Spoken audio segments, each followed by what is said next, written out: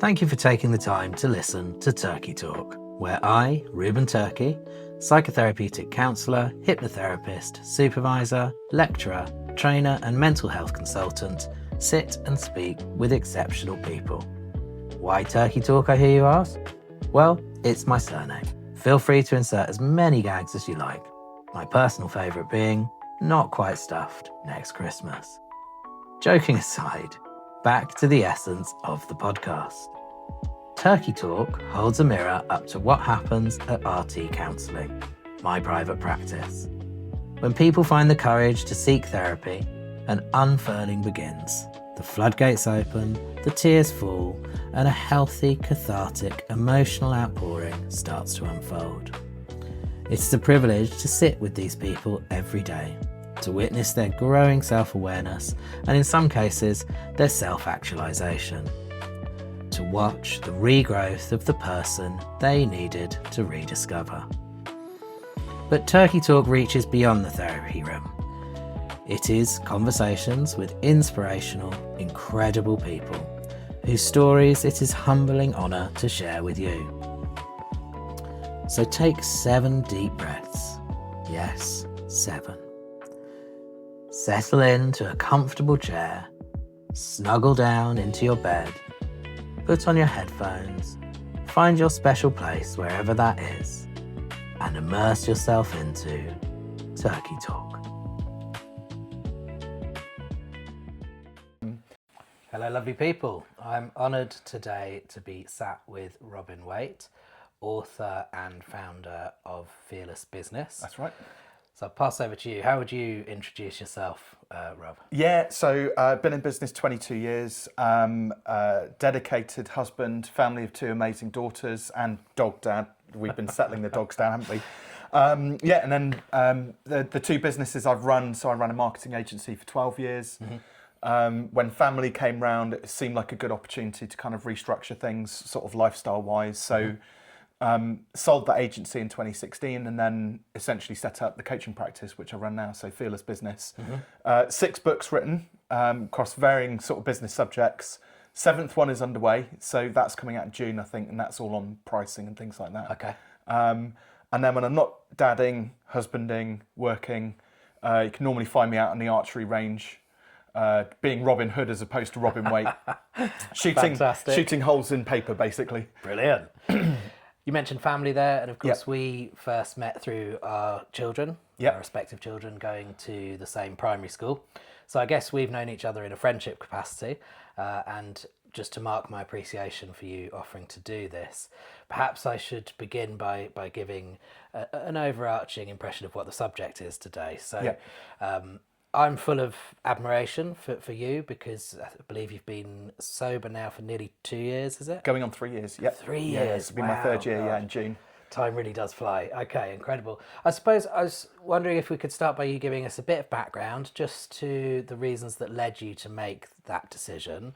And if you feel comfortable sharing some of the lifestyle choices that were leading you to drink, but also the consequences of drinking. Yeah. So just a bit of background before you started to abstain, I suppose. Yeah, I mean, well, we can go way back. I mean, like the heavy stuff. You know, Dad was an alcoholic. Didn't really realise to what extent it was until he passed away. Mm-hmm. And then sort of clearing his stuff out, we would find, 4 packs of Guinness tucked down the back of a cupboard in the garage and bottles of wine dotted around the place that was secreted about, and then bottles of whiskey. And I didn't realise this, but it transpired. So he spent some time working in the police. He spent some time as a carpenter, and then latterly he spent sort of 15 years of his career working in the education department. Sure. And when they cleared out his desk in the education department, there were 3 empty bottles of whiskey in there. Wow, so. Okay. So that kind of gives you a bit of a picture of it, and I suppose as a child growing up in an environment like that, and I don't want to overshare too many details because it's not fair on Mum. Obviously, she's still around, but it was quite volatile at home. Mostly, I would suggest down to Dad's drinking. He'd come home early from work, and then have a bottle of wine before 3 o'clock in the afternoon, and then of course the arguments would ensue. So that was to paint a picture of sort of the environment I was brought up in. But I'll be honest, I've forgotten a lot of my childhood for obvious reasons. It's just put it to the back of my mind. You don't want to remember the horrible stuff, do you? And then growing up, actually when I was at uni, I didn't actually drink for 2 years whilst I was at uni. Wow. Just because I was so busy I didn't want to come out of uni with debt. So I had a job, I had a side hustle business, I also DJ'd in a local club, and when I was like, my day would start at 6-7 o'clock in the morning, wouldn't finish till 2 o'clock in the morning, you know, so 4 hours sleep, you couldn't drink in that environment, too busy.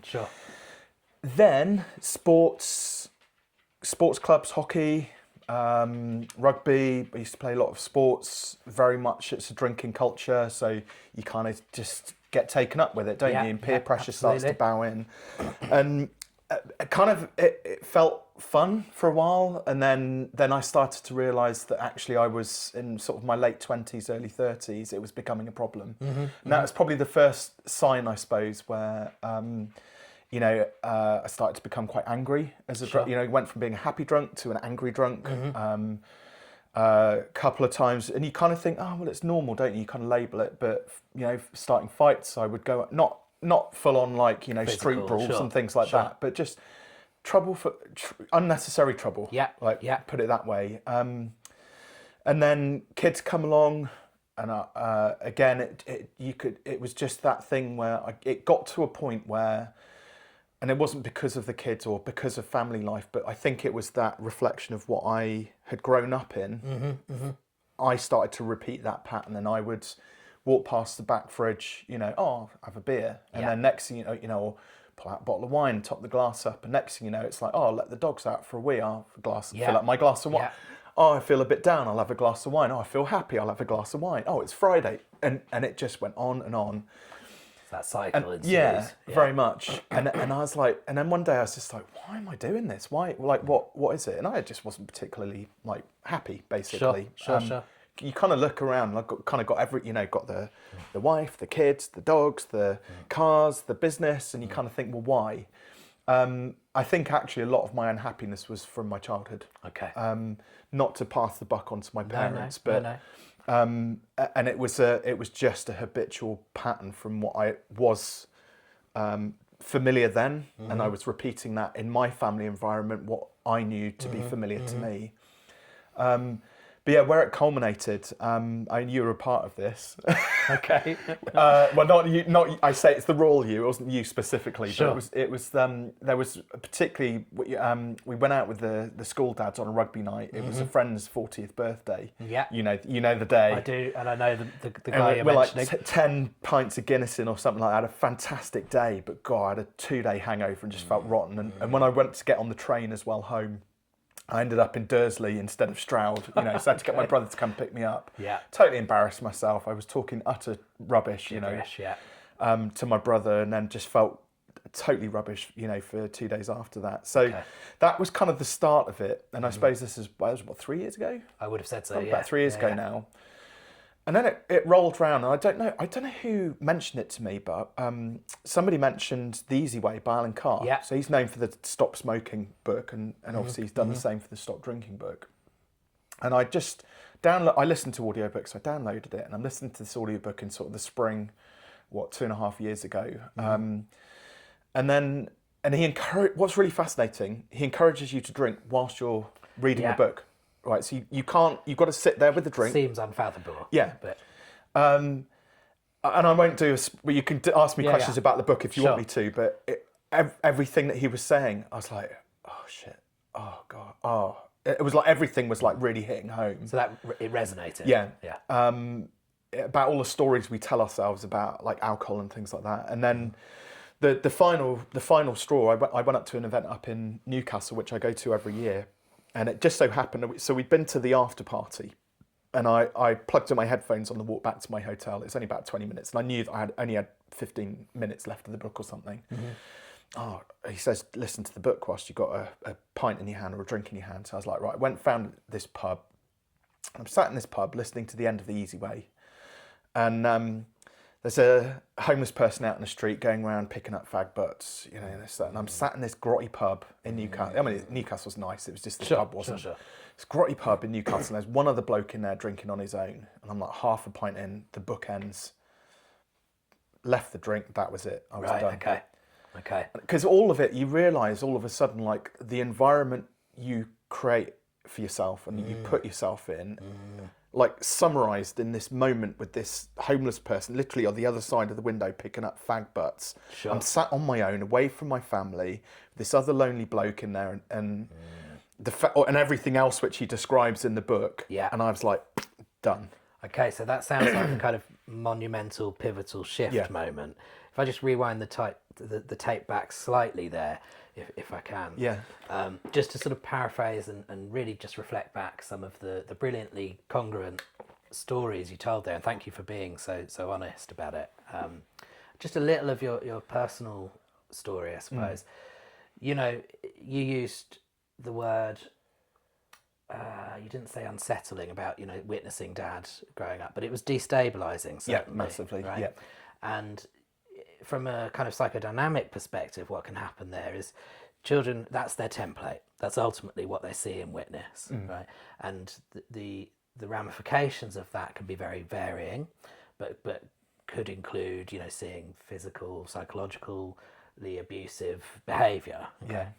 And often what will happen is they'll either completely abstain and decide from a very young age that actually that they're going to choose a life of sobriety, or they can rebel and actually become even worse than the template they were given.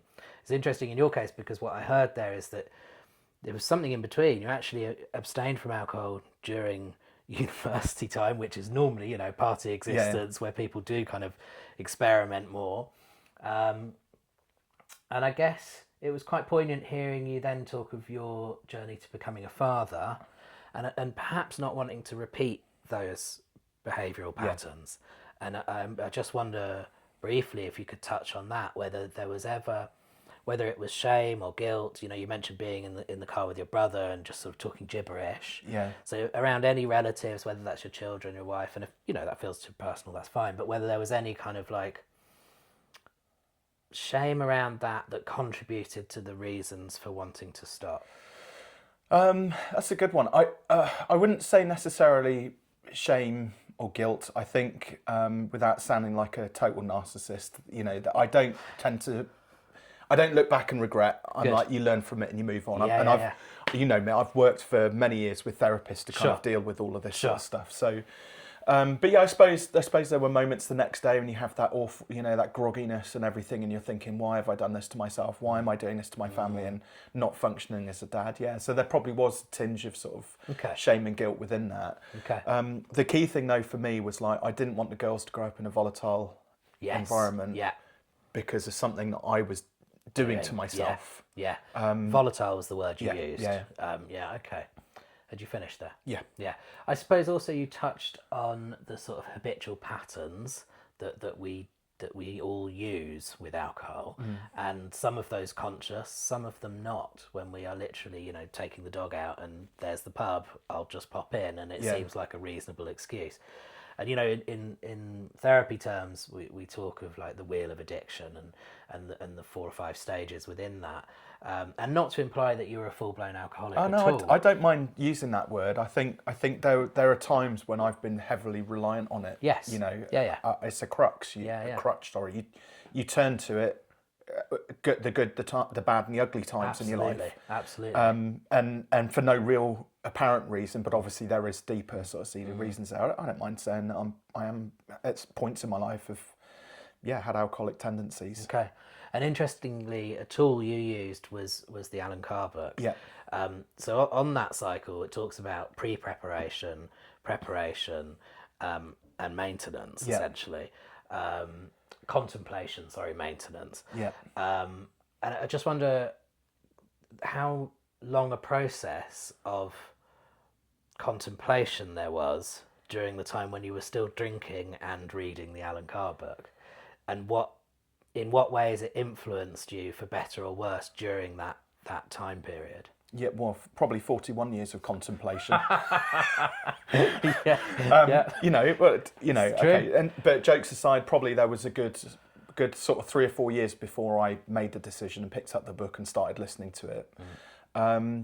The hardest part, I think, was there were actually no. It wasn't. There wasn't one hard part to it. When I finally made the decision, I think, and you're going through that, right? We're doing this now. We're going on this journey. The peer pressure. Yeah. And that came from a really weird place, actually, believe it or not. It wasn't you guys, you know, and I go out with my mates and whatnot and catching up. You, all of you lot, have been incredibly supportive of it. And Great. It feels like I'm so glad that now we live in an era where actual sobriety is normal. It's not stigmatised anymore. Sure, it's almost being embraced. Yeah, you're not a wussy or whatever, a sissy if you don't go out and have a pint of Stella with your mates or whatever. So that's been really helpful. But weirdly, the peer pressure came from my family. So that came from mum and my brother. And my brother's kind of like, oh, are you still doing this non-drinking thing? And just for clarity, this is peer pressure to lapse. Yeah. Is it? To continue drinking. I pop up to see my mum and she's like, would you like a glass of wine? I'm like, Mum, I stopped drinking 3 months ago. Like, no. To stop asking me, sort of thing. Sure. So that was a bit weird, but again, I felt in control. I didn't feel like I was going to, lapse because of anything like that.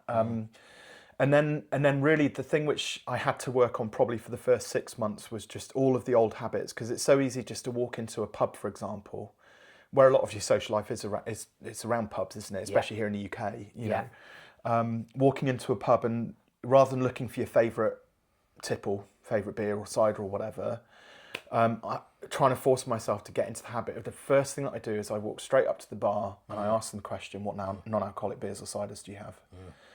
And I had to, that was like hard for the first 6 months because the temptation's there, isn't it? Just that pint of Stowford or a nice pint of ale. Or you pulled the wrong pump, never mind. Exactly. Or, you know, mate mishears you and brings an alcoholic beer back and you kind of feel obliged, don't you? Because you don't want it to go to waste or whatever. So those things all happened. But for me, it took me 6 months to go in and without even thinking about it, get to a point where I would be like, what non-alcoholic beers have you got? Okay. The moment that happened, easy.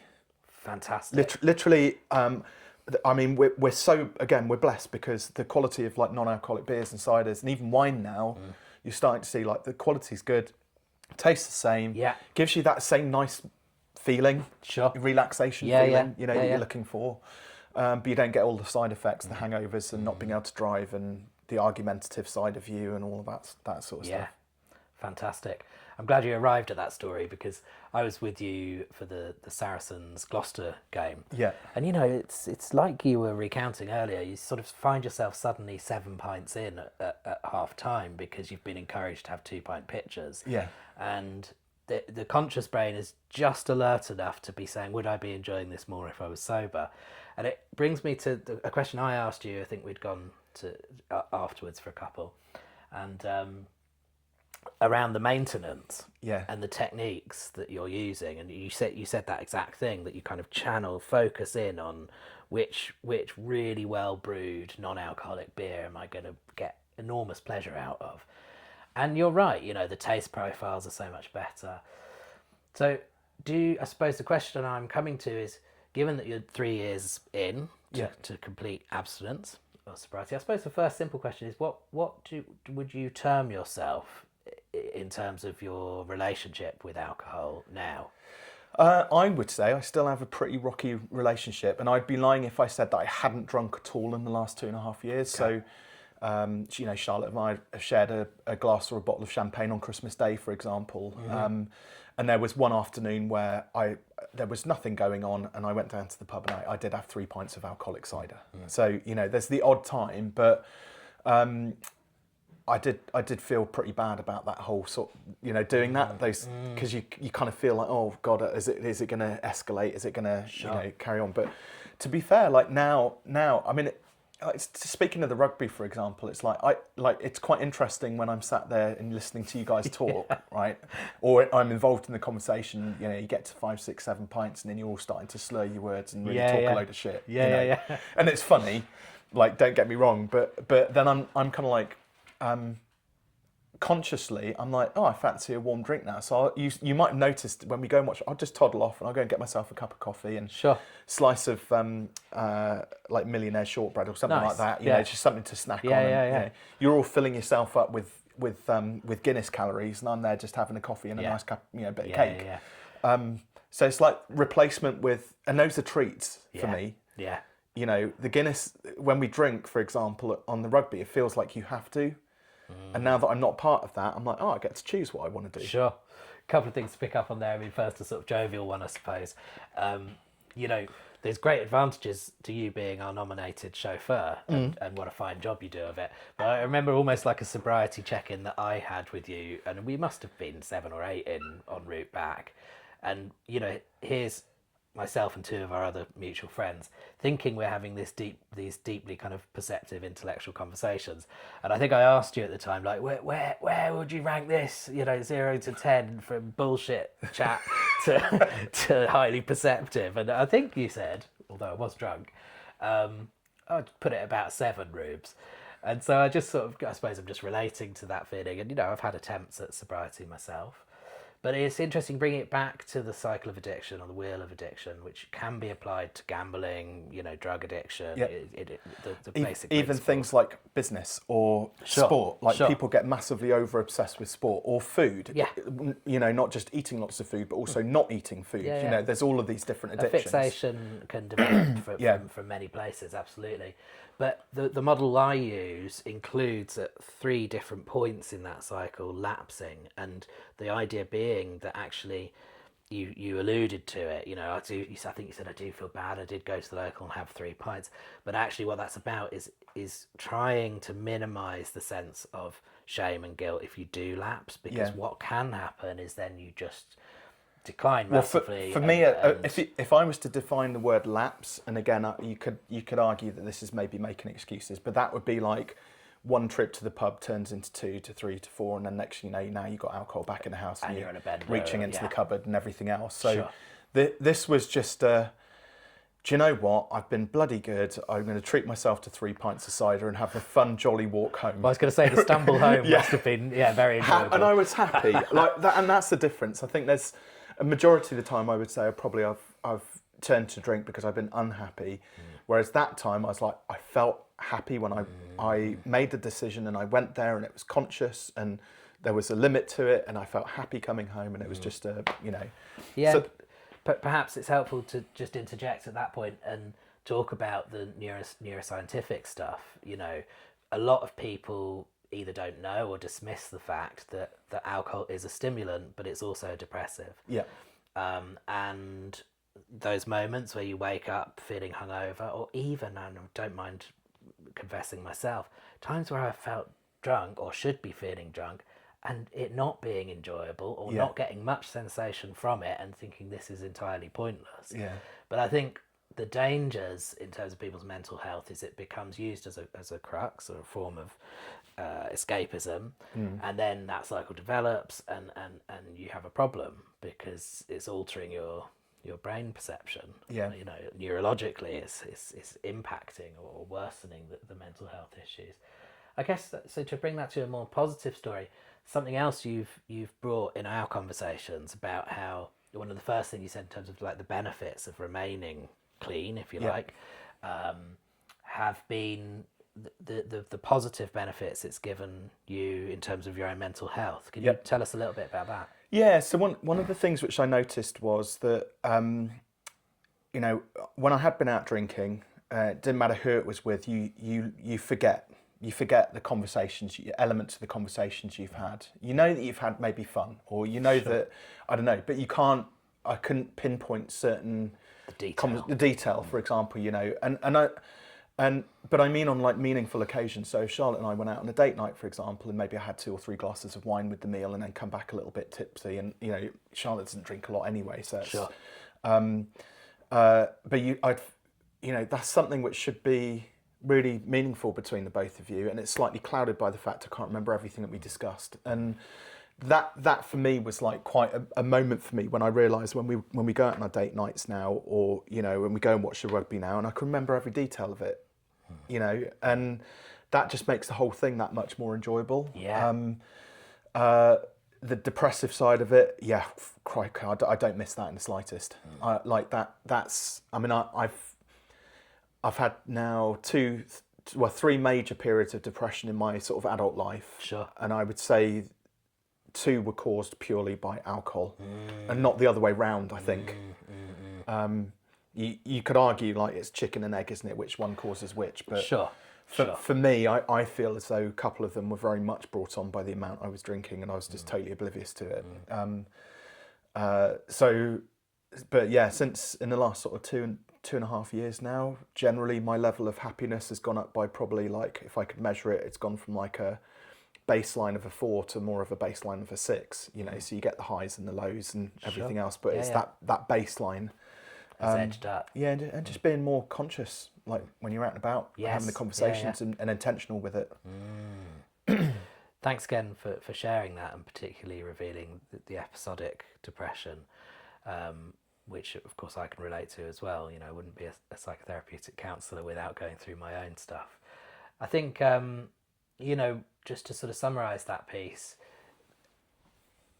the effects of alcohol can exacerbate our emotional state, and the double-edged sword is we drink to try and mask, or we drink to enhance fun, or to be more self-confident, when actually the direct ramifications of that is it can be squashing all of those innate human abilities to feel confident, to feel happy, to feel able, right? So it's great to hear, really touching, and as your friend, I'm delighted to hear that base level has increased. And you also touched there on clarity of mind, and you know, that you're a very successful, busy man. You must be reaping the benefits of that as well. Yeah, I mean, I've had the 2 best years of business, you know, since I started out. But again, is that down to could you couldn't just pin it down on one thing, but you know, also it's kind of down to experience as well. But not feeling the tiredness, the sluggishness, the putting on the weight, you know, all of those sorts of things has helped massively by not drinking. I mean, how many calories are on a pint these days? It's like you're talking like, I mean, you guys at the rugby must probably drink your way through 3,000 calories of an afternoon, you know. And then you always want to go for pizza and stuff afterwards. And I'm like, guys, you do not need to eat anything. It's gluttonous, really, isn't it? When you break it down scientifically. You know, again, but I can have the pizza like guilt free because I haven't had the 10 pints to go along with it. Sure. But jokes aside, you know, lots of benefits to it. The other side of it as well is like, because of what alcohol I think does to your system. Like if you look at your physiology and what it's doing to your liver, your kidneys, your pancreas, your gut, like your mental well-being and things like that. So as you know, I got diagnosed with a tumour. Yeah. So benign tumour on my brainstem, you know, in 2024. And again, I was having problems with my cycling. I was an avid cyclist, and then gradually my cycling sort of how my distance was declining. My initial thought was, is it drink related? You know, that I was, you know, because my cycling used to cycle on a Sunday, which, you know, preceded by Friday or superseded, I should say, by Friday and Saturday. So was it because I was reaching into the fridge and having 4 pints on a Saturday night before I went out on a big ride? And is that what's causing the cramp and stuff like that? And then after a while, then the tumour diagnosis comes along, and I'm like, no, your body's actually really struggling. And why, if you were struggling with anything, it's like if you had a bad knee, you wouldn't go out and run a marathon on it. That's right, yeah. So if you're, for me, the impact of it's on my brainstem. So the impact of it is my whole sort of nervous system is a bit shot, really, or gets tired very easily. What does alcohol impact the most? It's your nervous system, your gut, all of that, all of the important organs. So if I'd carried on drinking as well as having the tumour, you can see how bad of an effect that would be. But maybe Turkie Talk Part 2 with Reuben Waite, we can go into a bit more depth around the diagnosis with your tumour, which I'd love to do if you have time. Yeah. Absolutely, the physiological impacts, the impacts on our nervous system, again, all correlate with mental health as well as physical. And long term, that's going to decrease your life expectancy, isn't it? Massively, Essentially, yeah. if you carry on drinking, Yeah. Certainly to the extent that I can and you used to. Yeah. I guess maybe a nice way, I mentioned earlier the cycle of addiction. Actually, I got the order slightly wrong. It's pre-contemplation, contemplation, action, and then maintenance, right? And I suppose the action stage for you was reading the Alan Carr and reducing your alcohol intake generally during that period, I'm assuming. Do you know what, a major part of it as well, we're kind of skirting around the edges of this, and I don't want to get on my high horse about this, Sure. but I also think it's important for, if people are watching this, they need to hear it as well. Alcohol's a poison. Yes. Right? There's a reason why when you have young children, you don't, when they're 3, you don't fill up their Tommy Tippy cup with a glass of wine, right? There's a reason for that, because we know what a poison it is. You wouldn't encourage your children to do a line of coke. No. So why, or even as an adult, you wouldn't encourage your mate to go and shoot up with heroin. Alcohol fits into that same family of drugs. It's a poison. It does an incredible amount of damage to our bodies and our mental health. And there was some interesting stuff actually, which I can't remember whether it was in the Alan Carr book or whether it was, I heard it elsewhere, but there's this really interesting thing. And again, it kind of separates you from kind of like alcoholism and for anybody who's kind of struggling with it slightly, but they do also believe that alcoholism is can be passed down. Yeah. It's hereditary. Genetic. Because for years people have been making, potato vodka and stuff like that. Sure. And it can skip through generations, and then next thing you know, you're a fully blown alcoholic, and you've got no real reason as to why. But just because you don't know why doesn't mean you shouldn't do something to deal with it, because it is ultimately, it's a poison. You are killing off parts of your body, and in some cases, for very unlucky people, those parts of their body will never recover. Now, my dad, for example, so before he passed away, so he had 4 months where he was in Cheltenham having chemo for leukemia. And what transpired was chemo sorted his leukemia out, because now his immune system was shot. He had tumours in his pancreas and his liver, so cancer. Right. And they just basically exploded. And so within 2 weeks coming out of Cheltenham, he was dead. That was down to his alcoholism. I'm angry at Dad for not gifting us like 10 years extra of his life, because he would still be potentially around now, I think, if he wasn't a fully blown alcoholic. And he had problems with his heart, he had arrhythmia. That's a common symptom of like alcoholism. Right. So, and he died 5 months before Poppy arrived. So our eldest daughter. I'm fucking angry at him. Really angry at him. And again, part of this, this makes the maintenance part of it easy. Because I'm 2.5 years in. For me, I think I will be recovered. My body will be recovered physically, and me mentally as an alcoholic will be recovered by year 10. I think that's a good milestone to hit. So I've got 7.5 years to get there, where my liver will be fully new, my kidneys will be replenished. Hopefully my pancreas hasn't had too much damage done to it. And if it means that I get an extra 10 years with my grandkids, I've reversed the cycle of what my dad created. And it's hard. Of course. I mean, it's heartwarming to hear you speak like that, and thank you for connecting to the raw emotion there, which is anger. And I think you can own that anger completely. He did a lot of good things, I'll give him that, but this one thing I'm really pissed off about. Yeah. And perhaps it's a shame you didn't have the opportunity to sit and talk with him about that before he left. But you've also brilliantly concluded, that discussion around how toxic it is, psychologically, physiologically, health-wise. There's so many facts that should dissuade us, from in all of those different elements from drinking. It's been really brilliant sitting with you and talking. And again, thank you for being so congruent. You've really been very transparent and open, and I respect you massively for that. I suppose a nice way to round off this podcast, videocast, however you want to call it. I don't know what the cool kids say these days. What if, and this part might be putting you on the spot a little bit, but if there were one message you'd want the listeners to hear from this that you would gift to them, what would that be? I think if they always say, don't they, it's that piece of self-awareness right at the start where you go, I've got a problem. And even if just momentarily you can see that, that's a good starting point. And the thing is, ultimately, like, there are people out there who, you know, really deeply care about you, who you could be impacting and affecting by this. So if you don't want to give up alcohol for yourself, then give it up for them. Fantastic. Like, do them a favour, because they will long run, they'll forgive you for your misdemeanors, hopefully, if they happened, and they'll appreciate the fact that they've got an extra bit of time to spend with you. And I think, you know, so I've kind of, you know, with Dad, kind of, you know, I spent a lot of time therapizing over it, and being therapized over it, and dealt with it. But yeah, I'd love that time. I'd love to have that time back. I'd love the girls would have loved him. Yeah. You know, really deeply. He was a funny guy. He would have been a great granddad, you know, and it's just a shame that we all missed out as a result of that. So if you can't do it for you, do it for them. Fantastic. Thanks again for sharing that piece, and I'm glad that you've at least partly reconciled or consolidated some of the stuff with Dad.